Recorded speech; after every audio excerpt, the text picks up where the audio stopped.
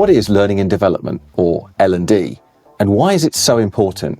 Hi, my name's Tom Bailey, passionate maverick for all things people development. I've been working in L&D for a while now, and something I've noticed is the many words that we use interchangeably for learning and development. Like many practitioners, I get carried away with this word salad. In addition to learning and development, we have training, performance, capability, organizational development, instructional design, knowledge transfer, skill building, talent, and human development, and so many more. Each of these phrases has certain connotations, but if we're talking L&D in organizations, we're focused on improving the performance and outcomes of individuals and teams. Or to put it simply, helping people to do a better job, whatever that is. In most organizations, L&D sits within the HR function, although sometimes it can sit in a functional area like sales, marketing, or operations. Often the term training is used as shorthand for learning and development.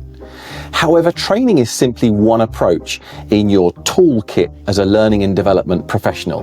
It is a popular one, and it's what most people think of when they think about learning and development. Things like a training video or a training room exercise. However, L&D is far broader and encompasses anything that helps a team or an individual get better at their job. Training is included, but think of other things like coaching and mentoring, simulations, experiences, resources, guides, templates.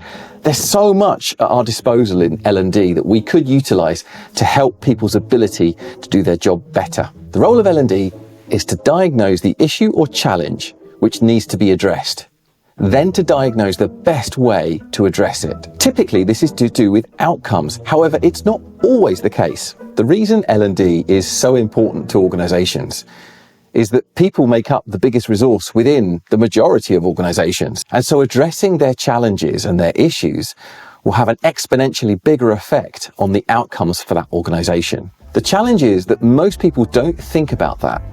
They simply think about training because that's what they're used to and that's what they've previously experienced. But if we can change the mindset that learning and development is about driving genuine performance change in your biggest asset in an organization, then that's where we see real change, and that's where we see L&D doing the best job that it can.